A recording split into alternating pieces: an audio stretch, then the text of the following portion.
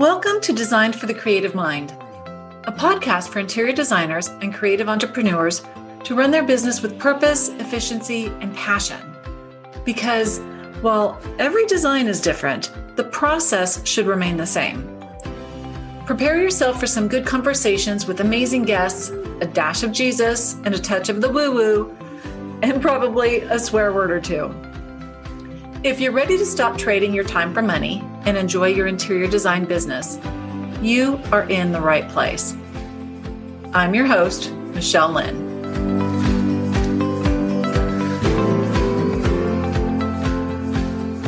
Well, hello, everybody. Welcome back to the Design for the Creative Mind podcast. I want to introduce my first guest today, like I have multiples, but my guest today is Theresa G. Theresa G Design. Her name is Theresa Gresham, and her design company, Theresa G Design, was born amidst the pandemic chaos when she realized the huge need for her expertise on a virtual level. Theresa's passion is helping interior designers de-stress and enhance their business with stunning presentation content. Many designers have beautiful design concepts in their head, but as you know, sometimes we struggle with conveying that vision to our clients in an efficient manner that keeps business ahead of the curve. So Theresa, as a CAD drafter and 3D rendering artist, swoops in and provides her busy interior design clients with state-of-the-art technical drawings and presentation content that wows clients and gets designs approved faster. So prior to opening her virtual design business, Theresa earned a bachelor's degree in interior design and has worked with various design firms that have specialized in everything from luxury yachts and aircraft to high-end homes and restaurants. As of today, Theresa has assisted over 40 interior designers nationwide. So, that's a mouthful. Thank you, Theresa, for being here. Thank you so much for having me. It's so good to be here. Oh my gosh, it's a heck of a background. That's exciting. And I've got to tell you, just straight out, so I have a badass design team, and thankfully they do their renderings and so forth. But if I didn't have Debbie and Megan and now Sarah and just this group of individuals, I would 190 million% be outsourcing all of my renderings and drawings and stuff like that, because who has the time? Exactly. And it's a full-time job. A lot of the designers come to me, and a lot of them have learned it in school or maybe didn't go to school and have tried to learn it online, but it takes so much time. And if I'm doing it every day, so It's so much faster for me, and it just saves time and money outsourcing. Absolutely. And that's one of the big tenets that I preach is outsource what you're not good at. Most designers, we suck at accounting. So that's the first thing that should go. Mm-hmm. But I think renderings, even though it's fun and we enjoy doing it, and for some, it's part of the creative process. But if it takes you 3 times longer to do it, why not outsource it to somebody like you who can just crank it out? Exactly. And I've actually come up with 3D collaboration for those clients who do like to design in 3D.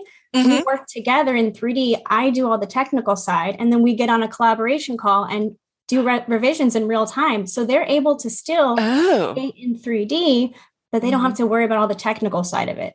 That's genius, because that's been the pushback that I've heard more often is that, you know what, I would love to outsource it, but I come up with some ideas while I'm doing it. Exactly. So you can just throw the floor plan down, get all of the technical aspects hammered out, and then we could hop on a call and say, no, I think why don't we try it over here? Why don't we try it over there? And then they also probably get the benefit of your insight and your experience.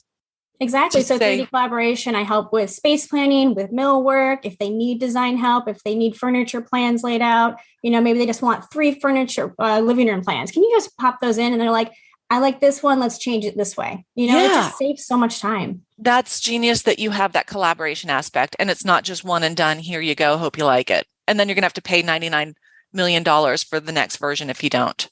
Exactly. And I think as a Gemini, especially, I love that collaboration, that people. So working virtually, I always do my discovery calls on Google Meet, face to face. I love being around people. So I still like to keep that open communication and like we're working in the same office. Oh, that's very cool. Yeah. So it's virtual, but it's still very personal. Exactly. So what do you suggest? Let's just talk to individuals who have never outsourced before, and maybe they haven't even put their hands into a program. Mm-hmm. Okay. But they're like sitting back thinking, oh, I really wish I could, blah, blah, blah, present this to my client and so forth.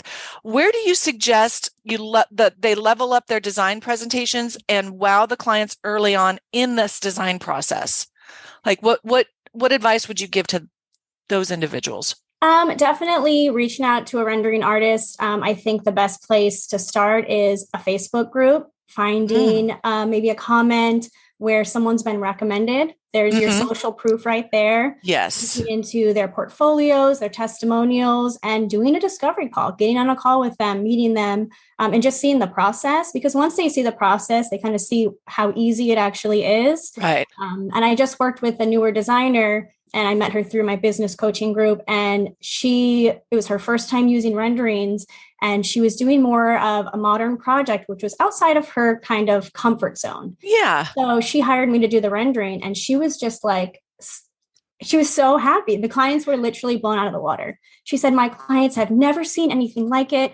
I sold everything. Like, she was so excited. And that just made me feel so good. I was so happy that I could help her in that way. And yeah. And you touched on it because it really does help sell the design. It does. Mm-hmm. Especially in this day and age, everything, especially I think the pandemic really sent everything to that virtual level. Mm-hmm. So, high tech, everything's on TV, HD TV, everyone's seeing all those cool 3D visualizations. They want to see that, it doesn't have to be for every client. Some clients, a mood board and some fabrics, done. Mm-hmm. But for some clients, they need to see it, And that's a great question because that's a great point because what we do at ML Interiors Group is we have a questionnaire that we send to them early on in the process. And we literally ask them, do you need to see things in three-dimensional, or do you need to, how's your visualization? We dig into that a little bit so we know what we're going to need to prepare for the design presentation. That's genius. Yeah. That's some great. clients start off. Yeah. Yeah, some clients don't. They're just like, no, just give me this old mood board or whatever, because we go through it in some other steps along the way to signing the contract. And it's just really allowed us. But I will tell you that we don't offer any renovations without the 3D renderings, because awesome. You can tell them a kitchen and this is what it's going to look like, but it just doesn't always connect the dots. It does. And it's hard, especially someone that's not in the industry. We're trained to think that way and to see things that way. Yeah. But if they're not in the industry. Yeah. And it definitely, I love hearing the fact that it just helped your clients make their decisions that much more quickly. Yeah. And they get so excited, especially when there's long lead times on things. I had one client that they did the renderings, and it was more so they wanted to show a couple cool lamps and a couple finishing pieces, this one really cool chandelier. But it was really just to kind of keep the clients excited because things were taking so long. Yeah, that makes sense. Yeah, that makes sense. It does. It just really up levels the excitement, because it's like, look, this is exactly what you're going to have. It's worth waiting for. Exactly. Now, what programs are you using? So I use a lot of different programs. I learned AutoCAD in school, graduated back in 2008. So that was when we just kind of started getting into SketchUp, but if you saw some of my old SketchUp stuff, it was hilarious. We've all grown. Thank the Lord. We don't stay where we start. Yeah, exactly. I do still use AutoCAD for some clients. I use Chief Architect now, which has been a game changer for my 3D collaboration. Yes. Just because revisions are so much faster. So I can do them in real time with clients. And then I use SketchUp and Enscape for my photorealistic renderings and Photoshop for most of my stuff. Oh, that's fantastic. So yeah, you just layer things on layers and layers and make it look finished. Yeah, one of the clients, actually the most recent client that had the very modern project, they had these hilarious, kind of spooky statues. It was like a boy in the corner and a girl. They looked horrifying, but they wanted to see them in the rendering. Right. There was no way. I model things in 3D, but there was no way I was modeling those things. So I actually did it with Photoshop. I was like, yes, we can get it in there. It's going to have to be a Photoshop thing. So I can delete it later. I don't need that living on my computer. Turned off from my portfolio. Did they end up using them? Yeah, they kept them. Yeah. They had them in their house, and they just really, I think that helped sell it, seeing their pieces in it. Yes. there's no accounting for, okay. So that's also one of the things that I love to talk about is like, every client has such different tastes and different styles, to be able to accommodate that and to be able to drop their items into it, whether we like them or not, it just allows us to work with them and make them the most acceptable. Yep. And I think you're right. It does seals the deal faster. Yeah. And that's one thing for some of my clients don't like to add the accessories into the 3D renderings. But a lot of the times, like if you have like a photo of your clients and you can add that in a frame somewhere, it adds so much. Absolutely. And I've had clients who are like, oh my gosh, that's our picture. Like, yeah. And it's just so excited. Well, and what we do is so personal. If we eliminate the personal aspect of it, it's very cold. Exactly. So throwing some of those small details in when you can definitely makes it feel like you heard them. Exactly. And it's their home, they want to feel at home. So they see these renderings like, yes, I can see this. Well, and heck yeah, it's like if I was doing the renderings, I'd be like, oh, I don't have time. I'm not going to put that in there. But if you're doing the renderings, I'm like, here's 5 pictures. Go ahead and drop them all in here. Here's some faces and please finish this out. So Theresa, do you have design clients of your own or do you just work for designers? I just work for designers. So when I did lose my job when the pandemic first hit and I started my own business, I was thinking about starting and doing like e-design because I'd done a little bit of that when I was on maternity leave. But I realized it's just not my strength. The sales side, that like front facing interior design side has never been my strength. And that's okay. My passion lies behind the scenes and that's where I'm at. And this is what I love. Good for you for identifying that because so many times we're just like, this is the only path and I'm going to make it work. And then you're just banging your head up against the wall and life sucks. I was there for a while. Yeah. I did like I kind of left the country for a while. I lived in New Zealand and Australia about 4 years. And I kind of stepped out of the interior design industry a little bit because I was like, I'm just not, I worked for different interior designers. I'm like, I don't feel like I can do that part of it. Right. And I kind of got discouraged by it, but it's so amazing how things kind of turned around. I'm like, no, my job is important. This is my place in this industry. And it's an important, it's important to have. So I'm happy that I found that. And I've kind of come to that realization, like there's a spot for everybody. And it's so true. And oftentimes we just look at what other people are doing and think that that's what we're supposed to do. It's so important that we listen to our gut. We call it I call it my birdie, my little birdie, when it starts chirping and saying, no, that's not quite right. Or yes, let's keep doing that. It's really tapping into yourself and not your surroundings to follow your calling. So that's also probably what makes you really good at your job because you love it. You're where you're supposed to be. Yeah, it's my passion. And it's the fact that I wake up and I did a little post on this on Instagram. Like, Mondays, I used to dread Mondays. And now it's like, I love Mondays because this is what I love doing. I love that feeling. It goes back to what they've always said, find something you love and you'll never work a day in your life. Yes. And people are like, oh, well, that's bull. Well, You know what? Sometimes it is work, but 99% of the time, it's just like, this is awesome. We're not laying on the beach in Fiji. Yeah, but we can, Yeah. But it's fulfilling. And I get so much joy seeing my clients that, I've had clients say, you've lifted the weight off my shoulders. I'm so happy I found you. Yeah. And that just makes me feel so good. And then they're more confident in their work and their beautiful designs. And I love it. Yeah. So you are also changing people's lives kind of from one step out.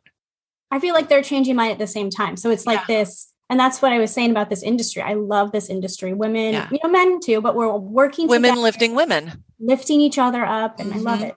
Yeah, no, I do too. I think that's really cool. And it's fun it's part of the fun of my podcast. It's like I get to meet such cool, badass women mostly. And it's just fun to learn all about those options. So speaking of options, what is the process? I sometimes I get so excited I go down a bunny trail, but let's just say the world ends and I don't have my team and I had to outsource. What would be the process? So definitely once you find your rendering artist, you want to do a discovery call. I always start with a discovery call no matter what. And it's always video call. I want to meet you. I want to see your face. I want you to see me. We go over what your goals are. I'm going to interrupt you real quick because if they do see you, they see what I see right now is this beautiful rendering that you have as your screen on Zoom. So, it's like you put your money where your mouth is. Look at it. This is what I can do for you. Sometimes I do 3D collaboration calls, and then a client asks me to jump on with their clients and do like a walkthrough of their home. Mm-hmm. I've had the clients be like, oh, you have such a beautiful home. I'm like, no, this is not real. Yes, exactly. It's so awesome. So for those of you listening, I'm sorry you can't see this beautiful kitchen behind Theresa, but it's just one of the benefits of being able to use your work to sell it. So, okay, again, so you have a discovery call and it should be face-to-face. Definitely. I love the face-to-face. I mean, not every rendering artist probably does that, but that's for me. I like to meet, my prospective clients and really find out how we can work together. Each rendering artist is going to be different with either flat rate or hourly or how they work. I've come up with a kind of different services over the years and offerings based on what I've seen my clients like. So I do offer flat rate rendering so that you can incorporate that and budget it in. I work hourly with some clients. I do my 3D collaboration, where we can actually collaborate together, design together in 3D. And then for clients that maybe it's a last minute project, like maybe, you had somebody sick, you can't get a hold of your rendering artist. You need this rendering by end of week. I offer VIP experience that I hold spots during the month. Those VIP experience days, let's knock it out in one day. Just me and you work together. Let's get it done. Wow. Yeah. So obviously you are much faster than the average Joe or Jane for that matter. But it stands true. It's like, this is where your expertise is. Yeah. And it's definitely when you're working with a rendering artist, just a couple like tips. It's definitely the communication part is, I think, especially on that virtual level, it's so huge. Wait. You mean you don't read minds? Hold on just a second, Theresa. Let's back up a second. I mean, I can to a certain degree. No, but I mean, really especially, when designers like, well, what do you need from me? Everything. Give me everything. No, it's like, so, I give them like a shared Dropbox folder. It's like, your architectural drawings, if those are there, your dimensions, give me site photos, your inspiration photos, specifications. You want to be able to give your rendering artist links to product pages because most of us will actually model things. So everything is to scale and modeled depending on what artist you work with. So we go to the website, we find the image, we model it exactly to scale. We want to see exactly what the textures look like. If you have a fabric, I go to the website, I take that image, I make it into a seamless texture and make sure the repeat is perfect on that sofa. And that just sounds so like if I was sitting here thinking, there's no way she's going to get everything that I would get. You do. And I do have a spreadsheet that I've created, a Google sheet that has like everything I would need. So it's just one easy place. If you have your own system, share it with me. Perfect. Right. But for those clients that are like, well, I don't know what she needs. It's all right there. Just plug it all in, send it to me. I'll take care of it. Oh, amen. That way you don't have to recreate the wheel every time. Exactly. And I bet you if you have repeat clients, it's helpful because they already know what to expect and they can start dropping things into that shared folder as soon as they start scheming. Exactly. Yeah. And I love my repeat clients. It's so amen. Much fun. Yeah. Right. Now, do you have a team, Theresa, or is it just you? So it's funny. Talking about outsourcing, I'm working with my business coach now. He's like, you have to outsource what you don't like. I've recently hired a social media manager, and let me tell you, it was the best decision I've ever made. So she's on my team. She's actually in Canada. She's absolutely wonderful. And yes, I have my accountant. I have my social media. I do have another artist, actually one of your prior guests, Kelly Fridline. Yes. She's one of my mentors. So when she was talking about her mentees, I was one of the first. Oh, I love that. Yes. Yeah, I was going to ask you about that offline. Yeah. So she actually, introduced me to some amazing colleagues in the industry. So I outsource. Sometimes if I have too many 3D models and they're like really crazy, Jody Best does some incredible 3D modeling for me. So she's another one on that, helps me out. So oh, that's fantastic. Yeah. So you practice what you teach.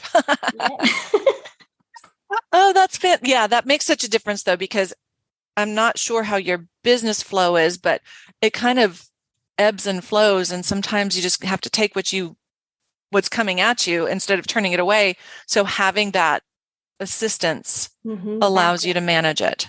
Yeah, definitely. Oh, very cool. So I love the fact that we can still be involved in the process because like I said a few moments ago, that's where I hear a lot of people saying, I don't know if I can outsource it because, this is what I come up with. But if I was a one-woman show, and I think the benefit is if I'm a solopreneur and I spend so much time doing the renderings and the floor plans and the elevations and all the things, I'm not as good at it as you would be. So I'm spending more time doing what's not making me money, where the money is actually like presenting the design and getting more business. Because as a solopreneur, we are the marketing department, sales department, and so forth. What would you say are some of the tips? Like what would take away the fear or the hesitation of reaching out to a virtual design assistant for the first time? I think finding one that'll work with you. So I did have a client that recently reached out and she likes to add in the finishes and things in her model, but getting it built, getting the cabinetry built, getting the architecture built takes her so long.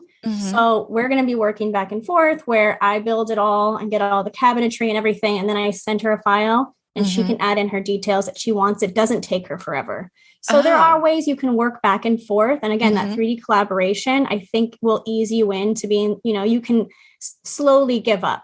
Right. So once you see how fast it goes when you give it over, but you don't have to all of a sudden just say, okay, here you go. You can work back and forth with somebody and kind of ease into it. No, that makes sense because when Debbie and Megan were learning, we used Chief Architect. They would go back and forth between each other. It's nothing different other than the fact that you're not technically on quote unquote our payroll. Yeah. And I actually will share files. So if someone works in Chief and they want to share back and forth, I have no problem with that. Yeah. I'm thinking about my own team right now. Can you hear the wheels turning? Can you hear that? The podcast does my headset capture that? How do I talk to Debbie and Megan about letting go of some control? No, I love finding someone to meet you, where you're at and kind of, Yeah. And I also think that, we've always said, as a team at ML Interiors Group, I don't know how individuals do it by themselves. Like even just the design, because we bounce so many ideas off of each other as a team. It's like, hey, well, have you thought about this? Or, hey, I saw this on Instagram, whatever. It's like, it continues to elevate the team. We used to joke, it's like buy one, get two free. But now you would be that person that a solo practitioner could bounce ideas off of without the investment of a quote unquote team, but you're on the team. It's just not as heavy of overhead. It's a per project. Exactly. And because I do have that degree, a lot of the designers I work with didn't go to school for it. And they're amazing designers, but it's nice when I'm doing a 3D render and I'm like, actually, we're going to have to raise this chandelier up just so it's actually at 7 feet and it's at proper height. I just want to make sure that, that's noted. And they love it. They're like, thank you so much. Absolutely. Yeah.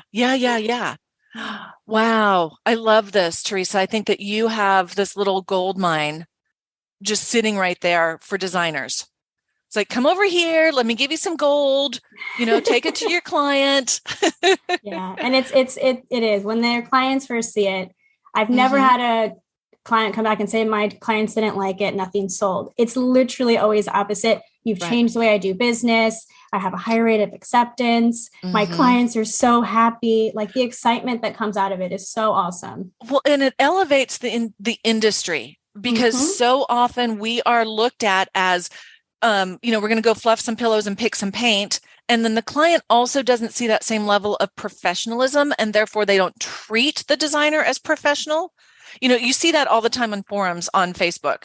Oh, my client did this, they did that, blah, blah, blah. And it's because oftentimes we're showing up less than, and your service allows us to show up as a professional and say, boom, this is what I can bring you. Yeah. And even the CAD drawings, I've had one of my designer clients over in California. She has come back to me and said, the guys on site are so excited about our elevations. They say there's like, they're so professional. I'm like, yeah, because you're a professional. Absolutely. Yes. Now, for those of you guys listening, I would also suggest that you take some of these outsourced drawings and put them into your sales process so you can show your prospective clients what you can deliver. And hey, you know what else they could do? Is they could design something with you, even if it's not for a client, if they're just baby designers starting off, and say, this is what here's a bathroom that I designed. Here's a bedroom that I designed. I think you just read my mind. I was literally just going to say that. Yeah, because there's so many designers that they haven't had the opportunity to create something for a paid client. But if they create something with you, they still designed it. Or they've, have a portfolio from an old job that they can't share. And it's so, they're building their website and they're like, what am I going to do? And we do, I also do the video, like walkthroughs, like with some music, those on your webpage. Shut the front door. Really? They look amazing. Yeah. Oh, I love that. Yeah. And the video itself is just good for SEO and all the things. Yeah, exactly. So there's so many things you can do with 3D visualization in this industry. And I really do think it's a game changer. I do too. And girl, I could sit here and talk to you for like another 85,000 minutes about it because I'm so excited. But what I want to do is have our next segment, which is a quick Q&A session to get to know you a little bit better. Okay. Just awesome. On a completely different level. And then at the end, we'll share all your contact information and so forth so that the audience can like join in and all this goodness. So here we go. Nothing's off the table. Dun, dun, dun. We'll start off easily. What's your favorite childhood memory? Oh, favorite childhood memory. Dancing with the cassette player. Yeah. Yes. What was your favorite subject in school? In school, it was, that's a tough one. Art, definitely. But I also like things like geometry, which now I see why, because I'm using that. There you go, huh? Yeah. It's that side of the brain. Yep. What is your biggest failure and how did you learn from that experience, or what did you learn from that experience? My biggest failure was not to trust myself sooner and to trust that intuition sooner. But, failing is just a way of getting past that and moving on. And you fail forward. Exactly. Yep. I think it's also how you frame failure, because if you live there and you're like, I'm a failure. No, you're not a failure. You made a mistake. Yeah. Awesome. What is one thing people would be surprised to know about you? That I moved to Australia with a one-way ticket and no real plan to start life for a while in a different country. There you go. That's adventurous. It was. Yeah. Now as a single mom, I'm like, there's no way I do anything like that. Hey guys, I'll see you later. I'm leaving the country. Peace. The other side of the world. That's amazing. Okay. Any belly button or outie belly button? So it was an innie, and after my daughter, it's an outie. So there you go. So both. When was the last time you laughed so hard you almost peed yourself? Probably yesterday. My daughter's a character. So that's fun. How old is she? 4. Oh my gosh. Yeah. Mine is 2. Oh, awesome. Such a crazy age. I love it. It's so like all over the place, but yeah, definitely hilarious. Oh, my husband and I just look at her because every day she changes. Every day. And it's just like, where did this little person come from? Exactly. And there's always a surprise. Like you think you're prepared one day and you're like, yeah, I've got this. And the next day you're like, nope, don't have this. It just pivoted. When's her birthday? June 2nd, 1985. 1985. Yep. Wait. How old is she? Oh, I thought you said mine. And you're like, my daughter's the same age as me. I'm not the best 2nd. At math. There you go. August 2nd, 2018. Gotcha. My daughter's Genevieve's is June 13th. Oh, okay. So she's a Gemini. There we go. Yep. So funny that. Yeah. So they're about the same age. Too bad you weren't closer. We could have them run around. Oh, fun. All right. So, Theresa, if you could be remembered for one thing, what would it be? Someone that inspires someone else. Love that. That'll be good for your daughter too. Mm. And what does your morning routine look like?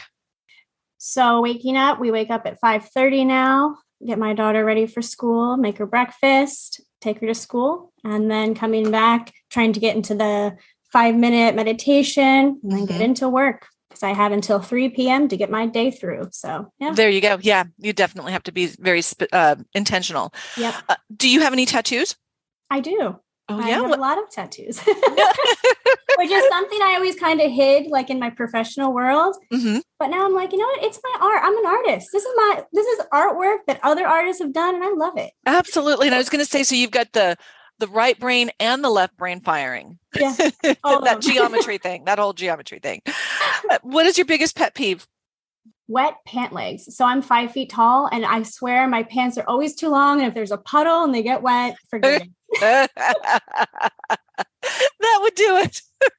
That's crazy. And what is your favorite book? So I am a very visual person, so I don't really read books. I watch movies. And my all-time favorite would have to be Princess Bride. Yeah. You know what? That is a classic that I have never freaking seen. You've got to. I hear that so often. And in fact, some really good friends of our family, like The Princess Bride is just a whole family. They've got 3 kids. It's like they've all love it, blah, blah, blah. We've never seen it. That's so classic. As You Wish. You got to see it. You got to see it. Yeah. So good. Well, Genevieve's getting old enough. We might be able to watch it in the next couple of years. It's really good. So, Theresa, thank you so much for being on the show today. That was so much fun. And I know the audience loved, this was just eye-opening and fantastic. And it's just so refreshing to hear how easy it is. Tell our audience, how can they connect with you? Where can they find you? Like all the things, because they might just be rushing down the door. Well, I do have a little gift to share. It's how to successfully work with a rendering artist. And it gives you 5 tips when you're first starting out to work with somebody, what to look for and how to approach it. Love that. You can find that on my website. So I'll spell it out because my name is spelled with that secret H. So it's www.theresagdesign.com/gift. Perfect. And I'll make sure that we get that into the show notes because that would be great to download and just use, because whether they use you or they use another rendering artist, it's all about the fit. Like, who do you get along with? And it's the same thing with our clients. They might talk to 2 or 3 designers and they hire who they trust and like the most. Yeah, doesn't mean on a call and you say, you know what, your style or something, maybe something about me they don't like. I can recommend other colleagues that, actually, so-and-so will be perfect for you. So yes, I love hearing that. And it's just, I always tell the designers there's enough ugly houses out there to go around. I love it.